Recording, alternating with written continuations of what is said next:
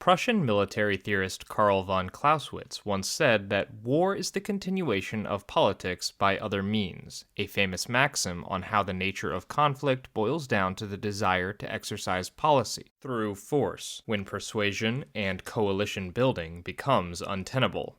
The quote, "genius in its simplicity," lays bare the true reality of war by stealing a bit of the romance and valor associated with military service to render it as something that is inherently political, an act that serves a broader agenda, whether the soldier in the trenches is aware of it or not. But while much has been written on the chaos and uncertainty of war, as well as the degree to which success can be attributed to key variables of which one of the combatants remains ignorant, we can often forget that forging political alliances is just as complex and difficult to master as a successful military campaign. The two require a similar set of skills, but are so distinct that few men in history have truly mastered both practices. There is perhaps no better illustration of this principle than the parallel fates of two of the ancient world's most accomplished generals, Publius Cornelius Scipio Africanus and the man he defeated, Hannibal Barca of Carthage. The lives of these two titans of the Second Punic War were dominated by decades of military service to their respective homelands, and the two turned warfare into an art form, revolutionizing tactics and displaying battlefield brilliance that inspires down to the present. Iron sharpened iron during the Second Punic War, but despite the prodigious strategic acumen employed by both men over the course of the conflict, they were each to discover upon hanging up their swords and entering into the fray of politics that they were beset by even craftier foes than they had encountered even in each other. In the decades that followed the conclusion of the war, both would find themselves outmaneuvered and isolated until eventually each faced exile from the land they had served for decades.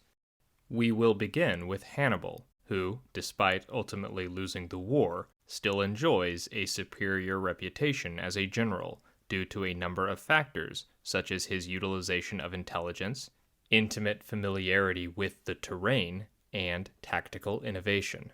But an overlooked aspect of his generalship is his astounding record of managing the morale of his soldiers and turning a diverse fighting force that included Libyans, Gauls, and Iberian tribesmen into a cohesive army that obeyed him without hesitation, even crossing the Alps at his command.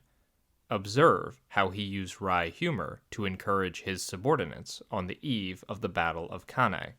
Hannibal ordered his forces to arm for battle, while he himself, with a few companions, rode to the top of a gently sloping ridge, from which he watched his enemies as they formed in battle array. When one of his companions, named Gisco, a man of his own rank, remarked that the number of the enemy amazed him, Hannibal put on a serious look and said, "Gisco, another thing has escaped your notice, which is more amazing still." And when Gisco asked what it was, "It is the fact," said he, "that in all this multitude there is no one who is called Gisco." The victory at Cannae would prove to be Hannibal's masterpiece, and his utter destruction of a significantly larger Roman army is still studied in military academies today. It would seem that a genius of this magnitude would naturally succeed in any endeavor to which he applied his considerable skills. But Hannibal ended up being less equipped to face the perils of Carthaginian politics than he was to destroy legions on the plains of Italy. In a sense, this is less surprising than it initially appears. Unlike Romans, who made no distinction between politician and general, the separation of the military and public spheres in Carthage was more clearly defined. This can chiefly be attributed to the ancillary nature of war to the Carthaginian state. Unlike the Romans, who had been forced to adopt a more martial posture as the agriculturally oriented Romans competed with other states to seize and hold fertile fields across Latium and then later Italy, Carthage had always had a more mercantile outlook based on trade. Yes, its Punic colonists had seized territory and forced local Libyan communities into exploitative relationships akin to how Rome dominated its allies, but Carthage viewed its military more as a police force, meant to combat the pirates that could endanger its trade. Hence the emphasis on its navy and the outsourcing of land combat to mercenary forces. This gulf that would have existed between the goals of Carthage's military hierarchy and the political approach of the merchant class was widened by the defeat of Carthage in the First Punic War, and we see a growing radicalism in the military contingent of Hannibal's father, Hamilcar Barca, who had always felt betrayed by the lack of support he received for his campaigns against the Romans in Sicily. The embitterment of Hamilcar and his faction increased after Rome altered the terms of the peace agreement once Carthage had disarmed and was no longer in a position to fight back. A stunning betrayal by the very people who used the expression Punic faith to demean the supposed inherent dishonesty and treacherousness of the Carthaginians. Apparently believing that another conflict with Rome was inevitable, Hamilcar left Carthage for Spain, hoping to leverage the silver and manpower of the Iberian Peninsula to strengthen his clan, and by extension, all of Carthage. Hamilcar would take along his oldest son Hannibal, but not before forcing him to swear a famous oath, one that Hannibal would recall decades later to stress his bona fides as an eternal enemy of Rome. When my father was about to go on his Iberian expedition, I was 9 years old, and as he was offering the sacrifice to Zeus, I stood near the altar. The sacrifice successfully performed, my father poured the libation and went through the usual ritual. He then bade all the other worshippers stand a little back, and calling me to him, asked me affectionately whether I wished to go with him on his expedition. Upon my eagerly assenting, and begging with boyish enthusiasm to be allowed to go, he took me by the right hand and led me up to the altar, and bade me lay my hand upon the victim, and swear that I would never be friends with Rome. The drudgery of military life, compared to the luxurious upbringing of Carthage's wealthy, meant Hannibal would have possessed a remarkably different character than the Carthaginian elite he returned to after Zama. For over 30 years, he had been away from home, and was likely more comfortable in the company of the Celtiberians, Gauls, and mercenaries that he had bled alongside for 14 years in Italy. Even had he won the war, Hannibal would have been isolated from his fellow Carthaginians, but after his defeat, Hannibal's status as an outsider was guaranteed by his position as the last remaining leader of the faction that had lobbied for the war with Rome, and the merchant princes who ruled Carthage viewed him as responsible in large part for the ruinous price of 10,000 talents at which its capitulation had come. The feeling was, of course, mutual. Hannibal bitterly griped that he had not been defeated by Rome, but instead by the Carthaginian council, which had refused to back him.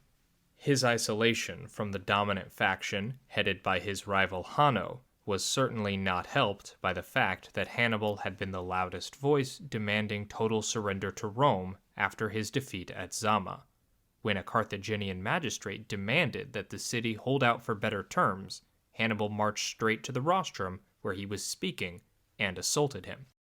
Upon a certain senator intending to speak against accepting the terms, and actually beginning to do so, Hannibal came forward and pulled the man down from the tribune. And when the other senators showed anger at this breach of custom, Hannibal rose again and owned that he was ignorant of such things, but said that they must pardon him if he acted in any way contrary to their customs, remembering that he had left the country when he was but 14, and had only returned when now past 45. Therefore he begged them not to consider whether he had committed a breach of custom, but much rather whether he were genuinely feeling for his country's misfortunes, for that was the real reason for his having been guilty of this breach of manners. Hannibal now made a convenient scapegoat, not just for Carthage's defeat, but for the hardships that it faced in order to make the necessary payments and concessions to Rome. On the out with the duplicitous oligarchs, many of whom had of course originally backed his crusade against Rome, only to turn their backs on him when times got tough, Hannibal pivoted to the people, and secured election as suffete, the highest magistracy in Carthage, by campaigning as a radical populist. Given his lifetime of military service and intimate familiarity with the conditions of the common people, he doubtlessly had the skill to authentically connect with them, and perhaps even the ideological inclination to improve their lot in life. In office, Hannibal reviewed Carthage's balance sheets and found that the funds existed to pay the city's debt to Rome without raising taxes on the Carthaginian working class, by taking a hard stance against corruption, and closing the loopholes that the rich were using to dodge taxes. Despite the nobility of his goals and his efforts to honor the terms of the treaty, Hannibal's move against the Carthaginian elite sealed his fate. When Hannibal had informed himself as to the amount of the national income from all sources, the objects for which calls upon it were made, what proportion was absorbed by the regular needs of the state, and how much had been embezzled, he stated publicly in the assembly that if the balance were called up, the government would be rich enough to meet the demands of Rome without any tax falling on individual citizens. He was as good as his word. Those who had for years been battening on their pilferings from the national treasury were as furious as if it was the seizure of their personal property, and not the forcible recovery of what they had stolen that was contemplated. In their rage, they began to urge on the Romans, who were on their own account looking out for an opportunity of visiting their hate upon him. For a long time, this policy found an opponent in Publius Scipio Africanus. He considered it quite beneath the dignity of the Roman people to support the attacks of Hannibal's accusers, or to allow the authority of the government to be mixed up with the party politics of Carthage, or, not content with having defeated Hannibal in open war, to treat him as though he were a criminal, against whom they were to appear as prosecutors. At last, however, his opponents carried their point, and delegates were sent to Carthage. On their arrival in Carthage, they were advised by Hannibal's enemies to give out that people who asked the reason for their coming should be told that they had come to adjust the differences between Massinissa and the government of Carthage. This explanation was generally believed. Hannibal alone was not deceived. He knew that he was the object at which the Romans were aiming, and that the underlying motive of the peace with Carthage was that he might be left as the sole victim of their undying hostility. He decided to bow before the storm, and, after making every preparation for flight, he showed himself during the day in the forum to allay suspicion, and, as soon as it was dark, he went in his official dress to the gate, accompanied by 2 attendants who were unaware of his design. And so it was that Hannibal Barca, Carthage's most famous son, was forced to spend the rest of his life in exile. From his youth, every waking moment seems to have been consumed with service to Carthage, but that was not enough to save him from the petty jealousies of the city's ruling class, and their desire to keep their ill-gotten gains trumped any lingering sense of patriotism or duty they felt towards their fatherland. Heading first to Tyre, and then spending time at the court of Antiochus III before a final stint in Bithynia, Hannibal would die decades later in 183, still on the run from the Romans and drinking poison to avoid capture. his last words. "Let us now relieve the Romans of their fears by the death of a feeble old man," uttered in defiance as he expired in Bithynia, where he was buried with honors, far from his homeland.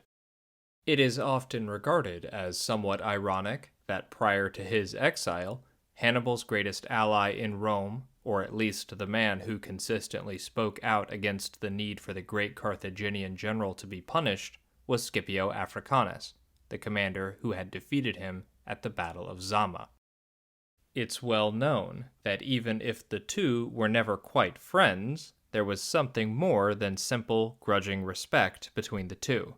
Notable because not only had the war consumed the best years of each man's life, but each had watched countless friends and even close family members thrown into the merciless slaughter of a war that engulfed the Mediterranean in flames for nearly 2 decades. Scipio had lost his father in the war, and was even one of the lucky few Romans to escape the carnage at Cannae, meaning he personally must have seen horrors beyond description as the high watermark of Hannibal's career coincided with what must have been the most terrifying day of his life. Such conditions seem that they should have brewed inescapable enmity, yet Hannibal had been Scipio's tutor in the arts of war, and it seems that the two men recognized in each other the only equal they had ever known. If you're enjoying this video, please do us a favor by liking, commenting, and subscribing. We're a small channel, and this is the only way to get the almighty YouTube algorithm to notice us. Furthermore, you can help Tribunate become more sustainable by becoming a member for as little as 99 cents a month. Thank you for all of your support.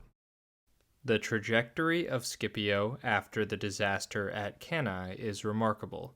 Though only around 20 years old, he immediately began to rise up the ranks. This was in part a recognition of his tremendous talent, but also a sign of just how depleted Rome's officer corps was after repeated defeats to Hannibal. Just 6 years later, he was in charge of Roman operations in Spain, tasked with avenging his fallen father and uprooting the deep network of support that Hannibal and his allies enjoyed with local tribes.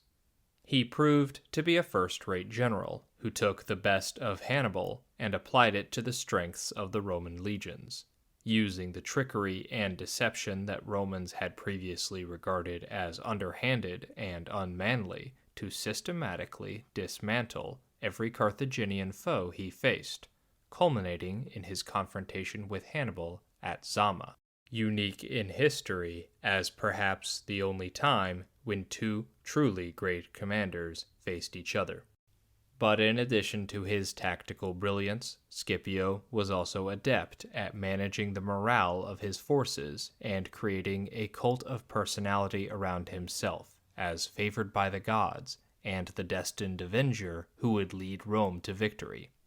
It is an open question whether he really believed that the gods had chosen him, or if he was consciously manipulating the masses. Either way, it must have taken a remarkable personality to pull this off.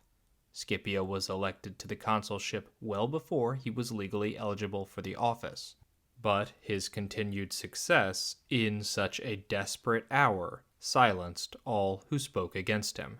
Indeed, the first cracks in his invincible facade did not appear until after the war was won, and he attempted to maintain the peace by ensuring that Hannibal was not dislodged from his position at the top of Carthaginian politics.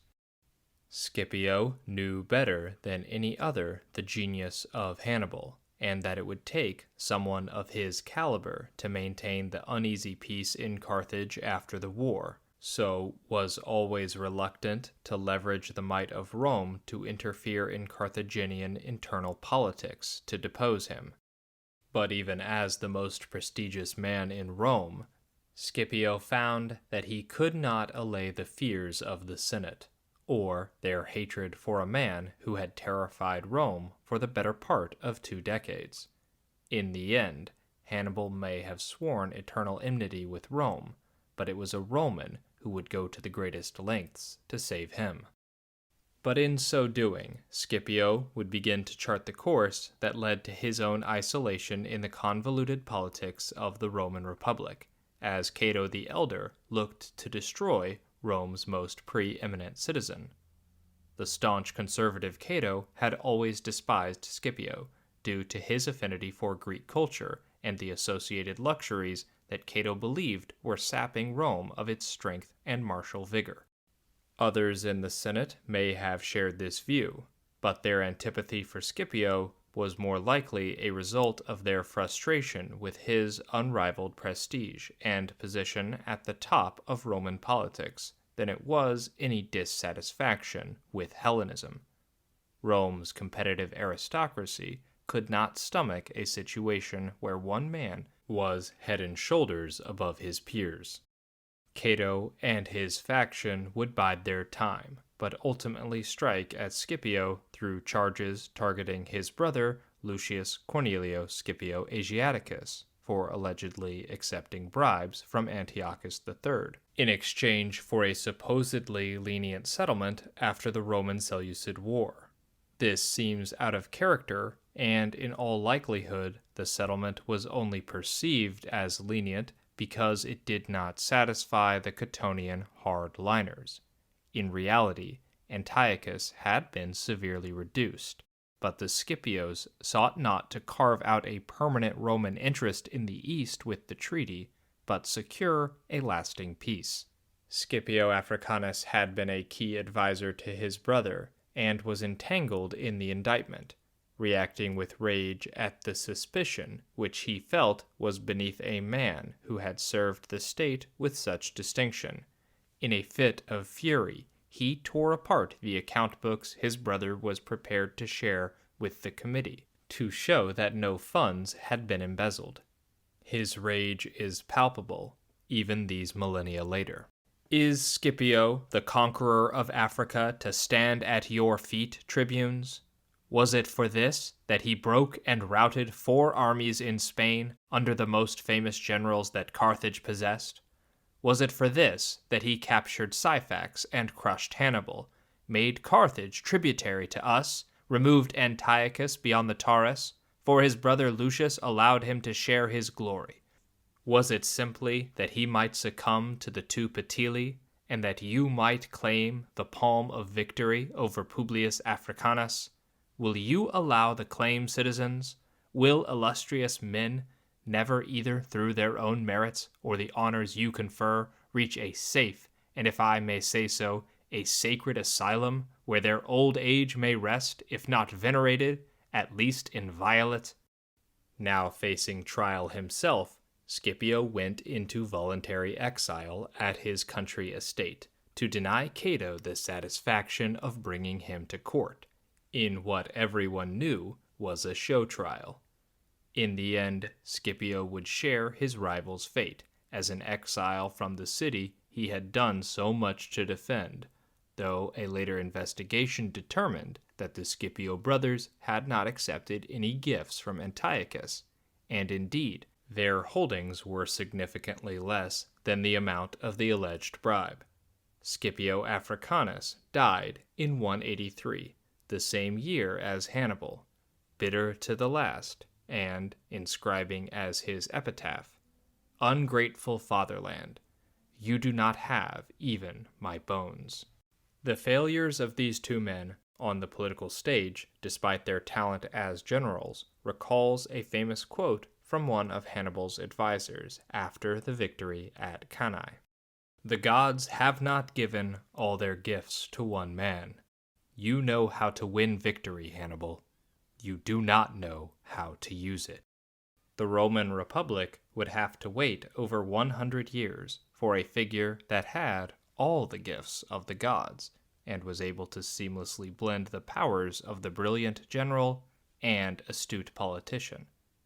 But far from this being the height of the Republic, it would not survive long past his dominance.